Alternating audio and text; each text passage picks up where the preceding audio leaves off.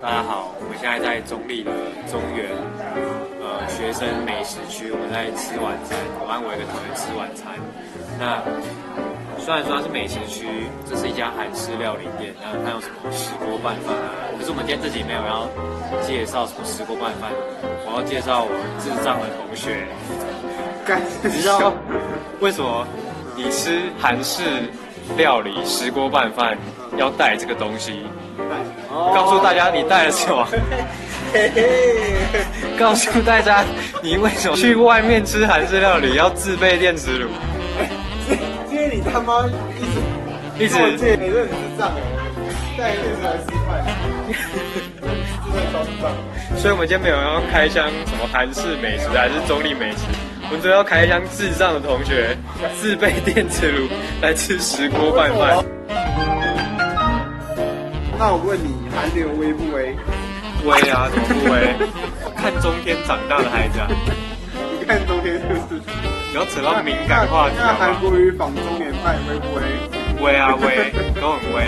哦，威真的是无聊，无聊，你们就是无聊。无聊。所以你点了石锅拌饭，我点了烤肉饭，这是我们今天的 vlog。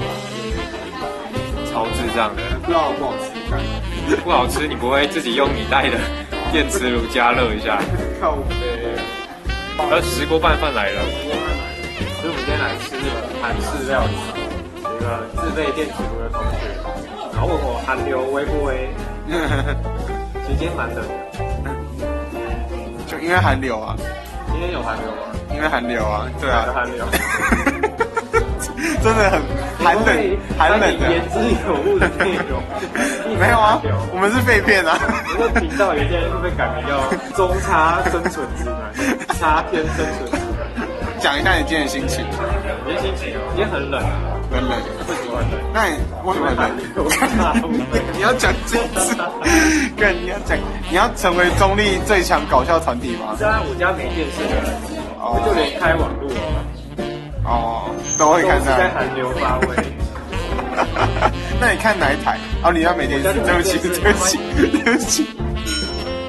哎，你好可怜哦，你家没电视。不会啊，我看电视是好的。你现在有感？那你看报？那你们家看报纸吗？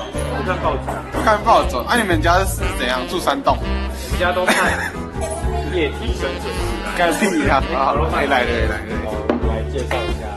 要换下一段吗？还是不用？不用，就一直已经懒得剪辑。干！好，来，我们特写一下好不好？